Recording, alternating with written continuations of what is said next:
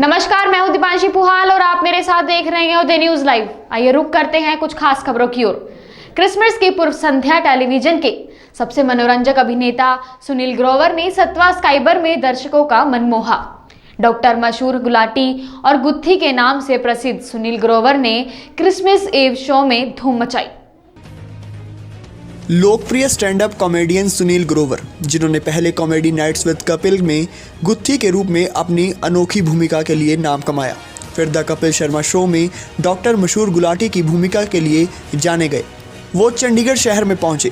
सुनील ने यहां एलांटे मॉल के सत्वा स्काई बार में क्रिसमस की पूर्व संध्या पर लाइव परफॉर्मेंस देकर सबका दिल जीत लिया।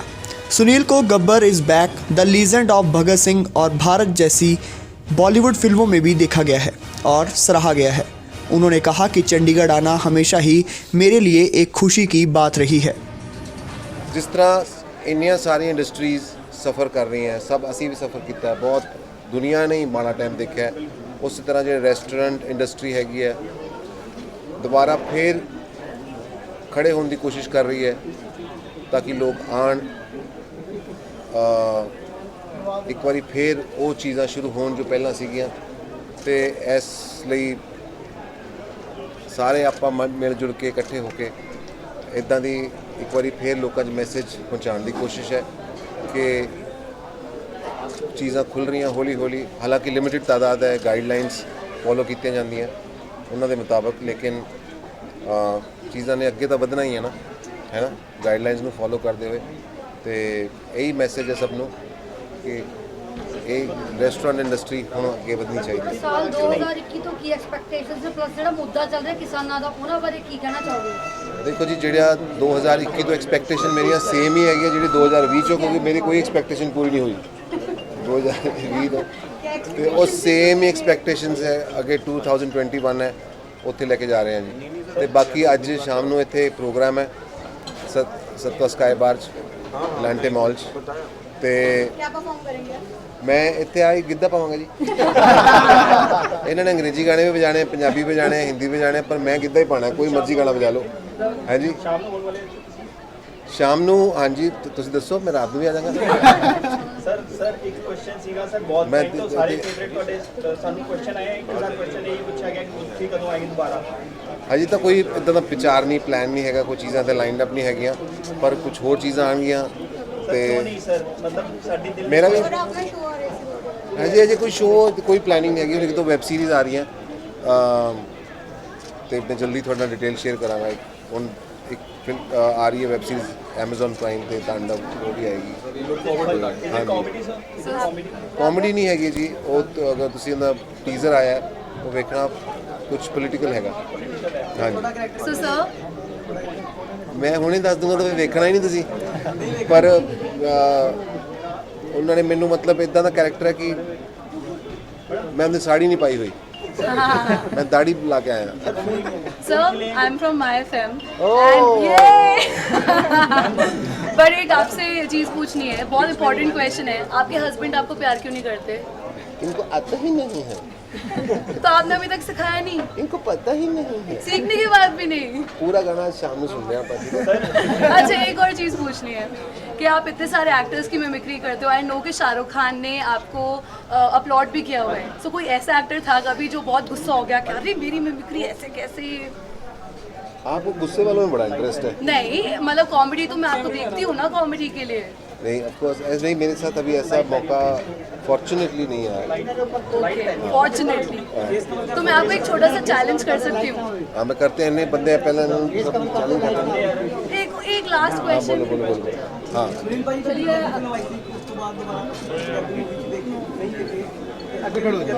मेरा बहुत मन है वीर जी पंजाबी फिल्म करन दा। मैं बड़ा इंजॉय किया सीगा विसाखी लिस्ट फिल्म की सी मैं जिमी शेरगिल भाई नाल ते समीप कंग भाई ने डायरेक्ट की सी। मैं बड़ा मज़ा आया मैंने करते हुए, मेरा बड़ा मन है करन दा, पर उत्थे चीज़ां हजे एक बारी दूजी कमिटमेंट्स हैगी। मैंने लगता 2021 मिड च कुछ जरूर करांगा, मेरा बहुत मन है।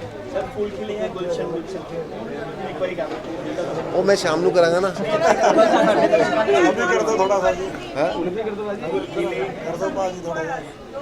देखो फूल खिले हैं रोज गार्डन, फूल खिले तो रोज गार्डन च फूल खिलन का टाइम आ गया है ना, महीने डेढ़ महीने तक शुरू हो जाना काम। जैसे आप सबकी बिक्री करते हैं, अगर कोई आपकी भी बिक्री कर रहा है तो आपको कैसा फील होता है? उन्ना ही गंदा लगता है जिन्ना दूजे ਨੂੰ लगता है।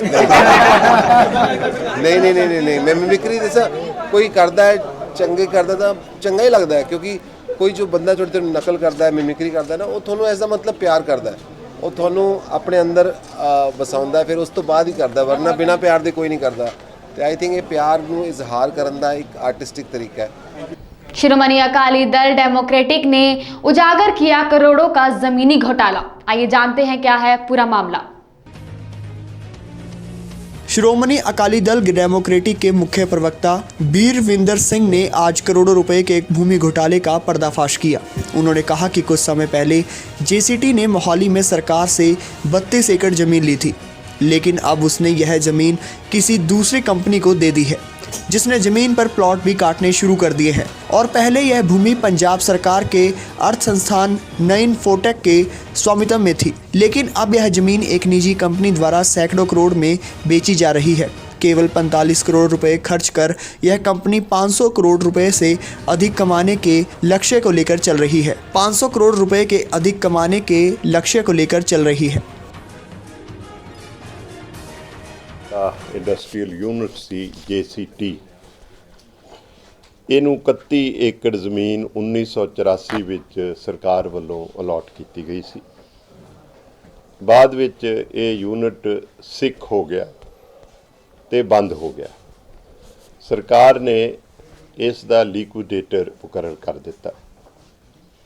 ਲਿਕੁਇਡੇਟਰ ਨੇ ਇਹ ਕੰਪਨੀ ਦੇ ਸਾਰੇ ਐਸੈਟਸ ਇਨਕਲੂਡਿੰਗ ਲੈਂਡ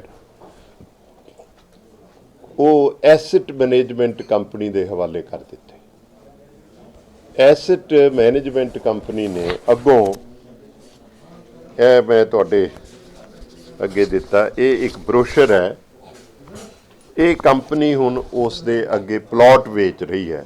ਉਹਨਾਂ ਨੇ ਆਪਣੀ ਵੈਬਸਾਈਟ ਲਾਂਚ ਕੀਤੀ ਹੈ ਔਰ ਇਹ ਉਹਨਾਂ ਦਾ ਬਰੋਸ਼ਰ ਹੈਗਾ। ਇਸ ਪ੍ਰੋਪਰਟੀ 'ਚ ਜਿਹੜੀ ਪਹਿਲੀ ਜਿਹੜਾ ਰਾਈਟ ਸੀ, ਨੈਚੁਰਲ ਰਾਈਟ ਫਸਟ ਓਨਰ ਦਾ ਬਣਦਾ ਹੈ, ਉਹ ਪੰਜਾਬ ਸਰਕਾਰ ਦਾ ਬਣਦਾ ਸੀ ਇਨਫੋਟੈਕ ਦਾ। ਚਾਹੀਦਾ ਇਹ ਸੀ ਕਿ ਇਨਫੋਟੈਕ ਉਹਦੇ 'ਚ ਜੋ 45 ਕਰੋੜ ਰੁਪਈਆ ਜਮ੍ਹਾਂ ਕਰਾ ਕੇ ਇਸ ਸਾਰੀ ਪ੍ਰਾਪਰਟੀ ਦਾ ਕਬਜ਼ਾ ਲੈਂਦੀ ਔਰ ਇਨਫੋਟੈਕ ਖੁਦ ਉਸ ਨੂੰ ਹੈਂਡਲ ਕਰਦੀ। ਇਨਫੋਟੈਕ ਨੇ ਨਹੀਂ ਕੀਤਾ। ਇੰਡਸਟਰੀ ਵਿਭਾਗ ਨੇ ਕਿਉਂ ਪੱਲਾ ਝਾੜਿਆ, ਇਹ ਆਪਣੇ ਆਪ ਵਿੱਚ ਇੱਕ ਬਹੁਤ ਵੱਡਾ ਸਵਾਲ ਹੈ। ਉਹੀ ਪ੍ਰਾਪਰਟੀ ਜਿਹੜੀ ਹੈ ਇਹ 92 ਕਰੋੜ 'ਚ ਵੇਚੀ ਗਈ ਹੈ। 92 ਕਰੋੜ ਵਿੱਚੋਂ 45 ਕਰੋੜ ਰੁਪਈਆ ਲਿਕੁਇਡੇਟਰ ਪਾਸ ਜਮ੍ਹਾਂ ਕਰਾਇਆ ਗਿਆ। ਜਿਹੜਾ ਬਾਕੀ ਦਾ 45 ਕਰੋੜ ਰੁਪਈਆ ਜਿਹੜਾ ਹਿੱਸਾ ਇਨਫੋਟੈਕ ਦਾ ਸੀ, ਉਹ ਇਨਫੋਟੈਕ ਪਾਸ ਜਮ੍ਹਾਂ ਕਰਾਉਣਾ ਸੀ, ਉਹ ਨਹੀਂ ਕਰਾਇਆ ਗਿਆ। ਇਸ ਤੋਂ ਇਲਾਵਾ ਇਸ ਪ੍ਰਾਪਰਟੀ ਦੀ ਜਿਹੜੀ ਟ੍ਰਾਂਸਫਰ ਸੀ, ਹੋਰ ਜਿਹੜੇ ਖਰਚੇ ਸੀ, ਉਹ ਵੀ ਤਕਰੀਬਨ 15-18 ਕਰੋੜ ਬਣਦੇ ਨੇ। ਕੁੱਲ 60 ਕਰੋੜ ਦੀ ਦੇਣਦਾਰੀ ਹੈ ਜਿਹੜੀ ਇਸ ਕੰਪਨੀ ਨੇ ਇਨਫੋਟੈਕ ਨੂੰ ਜਮ੍ਹਾਂ ਕਰਾਉਣੀ ਸੀ। ਇਹ ਪੈਸਾ ਹੁਣ ਤੱਕ ਜਮ੍ਹਾਂ ਨਹੀਂ ਹੋਇਆ। ਜਦੋਂ ਮੈਂ ਤੁਹਾਡੇ ਨਾਲ ਗੱਲਬਾਤ ਕਰ ਰਿਹਾ, ਇਹ ਸਾਰਾ ਡਿਊ ਹੈਗਾ। ਹੁਣ ਮੈਨੂੰ ਭਰੋਸੇਯੋਗ ਵਸੀਲਿਆਂ ਤੋਂ ਪਤਾ ਲੱਗਿਆ ਕਿ 28 ਤਾਰੀਖ ਨੂੰ ਇਨਫੋਟੈਕ ਨੇ ਬੋਰਡ ਆਫ ਡਾਇਰੈਕਟਰਸ ਦੀ ਇੱਕ ਮੀਟਿੰਗ ਸੱਦੀ ਹੈ, ਜਿਹਦੇ 'ਚ ਇਹ ਜਿਹੜਾ 60 ਕਰੋੜ ਰੁਪਈਆ ਇਹਨੂੰ ਡੈਫਰ ਕੀਤਾ ਜਾ ਰਿਹਾ ਅਣਮਿੱਥੇ ਸਮੇਂ ਲਈ, ਭਾਵੇਂ ਦੀਆਂ ਕਿਸ਼ਤਾਂ ਕਰ ਦੇਣ, ਭਾਵੇਂ ਇਹਨੂੰ ਕੁਝ ਸਾਲਾਂ ਲਈ ਮੁਲਤਵੀ ਕਰ ਦੇਣ। ਤੇ ਅਚੰਭੇ ਦੀ ਗੱਲ ਇਹ ਹੈ ਕਿ ਜਿਹੜੀ ਇਹ ਕੰਪਨੀ ਹੈ, ਇਸ ਨੇ ਇਸ ਬਰੋਸ਼ਰ ਵਿੱਚ ਉਸ ਜ਼ਮੀਨ ਦਾ ਜਿਹੜਾ ਰੇਟ ਨੋਟੀਫਾਈ ਕੀਤਾ, ਉਹ 30,000 ਰੁਪਏ ਪ੍ਰਤੀ ਸਕੁਅਰ ਯਾਰਡ ਹੈ। 30,000 ਤੇ 1 ਏਕੜ 'ਚ ਤਕਰੀਬਨ 5500 ਗਜ਼ ਹੁੰਦੇ ਨੇ। ਹੁਣ ਤੁਸੀਂ 30,000 ਨੂੰ 5500 ਨਾਲ ਜਰਬ ਦਿਓ, ਫਿਰ ਉਹਨੂੰ 31 ਨਾਲ ਜਰਬ ਦਿਓ, ਇਹ ਤਕਰੀਬਨ 450 ਕਰੋੜ ਰੁਪਏ ਦੀ ਸੰਪਤੀ ਬਣਦੀ ਹੈ। ਸਾਡਾ ਸਵਾਲ ਇਹ ਹੈ ਕਿ ਇਹ ਕੰਪਨੀ ਜਿਹੜੀ ਹੈ ਇਹ 45 ਕਰੋੜ ਰੁਪਈਆ ਦੇ ਕੇ ਇਹਦੇ ਚੋਂ 350 400 ਕਰੋੜ ਰੁਪਈਆ ਕਮਾ ਰਹੀ ਹੈ ਮੁਨਾਫਾ, ਜਦ ਕਿ ਪੰਜਾਬ ਸਰਕਾਰ ਨੂੰ ਹਲੇ ਇਹਦੇ ਚੋਂ ਕਾਣੀ ਕੌਡੀ ਨਹੀਂ ਮਿਲੀ, ਕੋਈ ਪੈਸਾ ਜਮ੍ਹਾਂ ਨਹੀਂ ਹੋਇਆ। ਇਹ ਇਜਾਜ਼ਤ ਕਿਉਂ ਦਿੱਤੀ ਗਈ? ਇਹਦੇ ਪਿੱਛੇ ਕਿੰਨੀ ਵੱਡੀ ਰਿਸ਼ਵਤ ਹੈ, ਕਿਹਦੇ ਇਹਦੇ 'ਚ ਹਿੱਸੇ ਨੇ, ਕੌਣ ਇਹਦੇ ਪਿੱਛੇ, ਇਸ ਘੁਟਾਲੇ ਦੇ ਪਿੱਛੇ ਕੌਣ ਹੈ, ਮੰਤਰੀ ਦਾ ਕੀ ਰੋਲ है, इंडस्ट्री मंत्री का ते इन्फोटेक के एमडी का की रोल है। अंबाला निकाय चुनावों के दंगल में आज बीजेपी के दिग्गज नेता प्रचार के लिए अंबाला शहर पहुंचे। बीजेपी के प्रदेश अध्यक्ष ओपी धनखड़ के साथ आज अंबाला में सूफी सिंगर एवं दिल्ली से सांसद हंसराज भी अंबाला पहुंचे, जहां उन्होंने अपने गायकी भरे अंदाज में वोट की अपील तो की, साथ ही उन्होंने कांग्रेस के युवराज राहुल गांधी पर भी तंज कसा और मंच से राहुल गांधी को पप्पू कहकर संबोधित किया। अंबाला नगर निगम के चुनाव प्रचार की उल्टी गिनती अब शुरू हो चुकी है। ऐसे में सभी राजनीतिक दल प्रचार में पूरी ताकत झोंक रहे हैं। इसी कड़ी में भाजपा ने भी अंबाला के सियासी रण में अपने दिग्गज नेता वोट बटोरने के लिए उतारे, जिसके तहत बीजेपी के प्रदेशाध्यक्ष ओम प्रकाश धनखड़ और दिल्ली से सांसद हंसराज हंस अंबाला पहुंचे, जहां दोनों नेताओं ने बीजेपी प्रत्याशियों के लिए वोट की अपील की। इस मौके पर हंसराज हंस ने अपने सूफी अंदाज में वोट मांगे और मंच से गीत गाकर राहुल गांधी पर भी निशाना साधा। मीटिंग होवे साडे भरा जिहड़े ਸਿੰਘੂ ਬਾਰਡਰ ਤੇ ਟਿਕਰੀ ਬਾਰਡਰ ਤੇ ਬੈਠੇ ਆ ਉਹ ਘਰਾਂ ਨੂੰ ਵਾਪਸ ਆਉਣ। ਅੰਨਦਾਤਾ ਰਿਜ਼ਕ ਦਾਤਾ ਸਾਰੇ ਜਹਾਨ ਨੂੰ ਰਿਜ਼ਕ ਦੇਣ ਵਾਲਾ ਉਹਦਾ ਕਾਲਜਾ ਵੀ ਠੰਡਾ ਹੋ ਜਾਏ। ਉਹ ਆਪਣੇ ਭੈਣ ਭਾਈ ਆ ਸਾਰੇ, ਇਹ ਜ਼ਰੂਰ ਅਰਦਾਸ ਕਰਿਓ, ਦੁਆ ਕਰਿਓ।